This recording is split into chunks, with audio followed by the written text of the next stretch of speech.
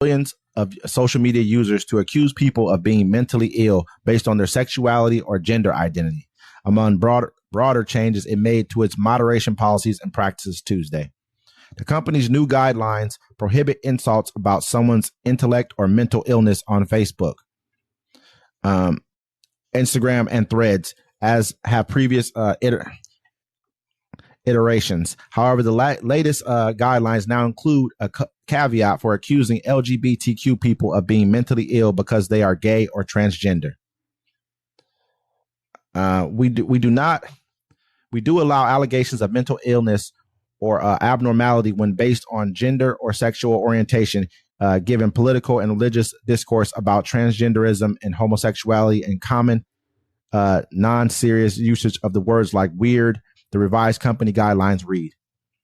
This is kind of extreme. I mean, that's extreme, man. I don't care what nobody say. To sit back and be able to, like, you know, that's like a direct attack on something. Like they saw something in an algorithm that showed them that people are okay with wanting to attack people who are different. Gay. Well, I mean, like look, check it out. That was the difference. They played that. That's one of the ads they played the whole time. Mm-hmm. In most places, they said Donald Trump ran 2 ads. He talked about the migrants and he talked about them letting people in jail get sex changes. You know what I'm saying? And I've kind of said it a little bit, but like, you know, you have absolutely said I've said this a lot. You know what I'm saying? Like a lot of people, when the LGBT community started trying to integrate, trying to bring children into the fold of their lifestyle, integrate children into their lifestyle, that's where it all went downhill.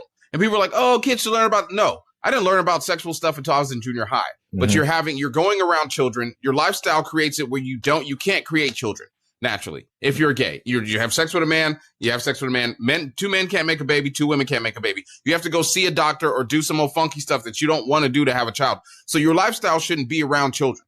Since you brought it to the children, the people with children, because there's more of them than you, have fought back. And this is part of why the election was lost. You know what I'm saying? Like they played on that stuff. So now they're going to take all that stuff back. They're not going to play this game with you. And you remember when you didn't know like what people's whatever pronouns or any of that stuff was, they were making it up on the fly and they were being assholes and fucking dicks to people about it.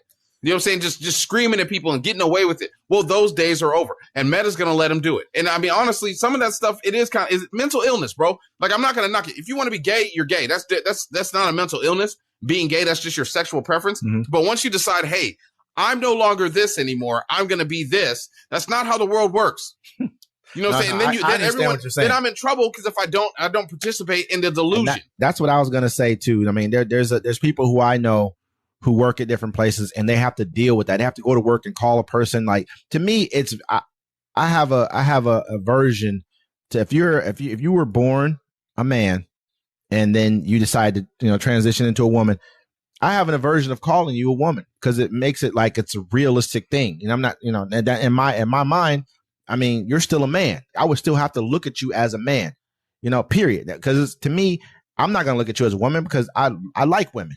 I like women to the point to where I look at women as not just sexually, but just as attraction. Period. In my family, bro, I have there's just no way in my family. I mean, there's people that are trans that I know and I care about.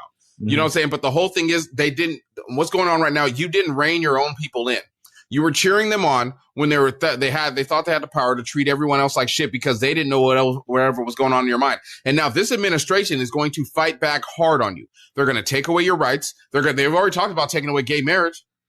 That's just too far. That's a step too far. I don't believe they should take away gay marriage. How's that a step too far? Taking away gay marriage. You know what the gay community should have done? And I said this from the beginning. I mean, that's like taking away. I mean, you had the opportunity. I'm gonna say this. I'm gonna look you in the face. Yeah. You had the opportunity to create something new, something that was your own. That was just like marriage, but it was a different union of your own. But instead of that, you decided to go after marriage. Now they could have made something. Marriage is a business, man. Marriage is a business. We're sitting back, we're acting like that's your opinion. It is, man. Why do you sign a contract?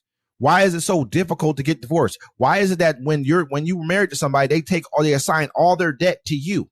Why is that? If that person dies, you still have to pay all their debt. That's a business transaction. That's not about love at all. No, so basically, marriage is a sham for that. I'm not knocking you. I'm just saying they had the chance to create something of their own instead of calling it marriage. But they just said, no, I want this. I want to be like this.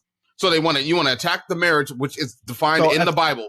America raids off the Bible. They could have created their own thing, and it could have been so fly. Regular couples could have done it. Like, hey, I mean, people that are man and woman, like, yo, I want to do what they're doing over there. So, okay, so you know that marriage enables you to be able to get on your partner's insurance, to be able to, there's a lot of things that marriage gives you the option of being able to do in life. If you're not married, legally have a marriage, then you have no rights to a lot of things. Rights as marriage. You can't just make up something like this has the same rights as marriage, because a lot of people don't have to recognize that.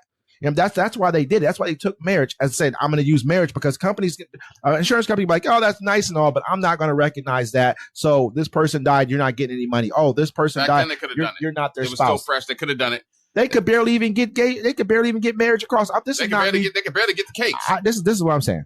I agree with the fact that it went overboard with everything. They're pushing it on children. Every movie you're in, they have to have so many. I mean, they're changing so much so fast. All the they, thems, all this other stuff.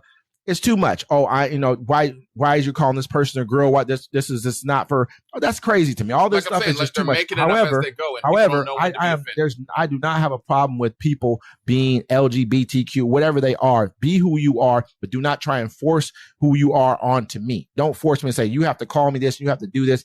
If you came out the womb and that was your name when you first came out, then I would do it. Other than that, I'm probably not going to switch up what I'm saying to you. I'm not going to call you a man if you're not a man. I'm not going to call you a girl if you're not a girl.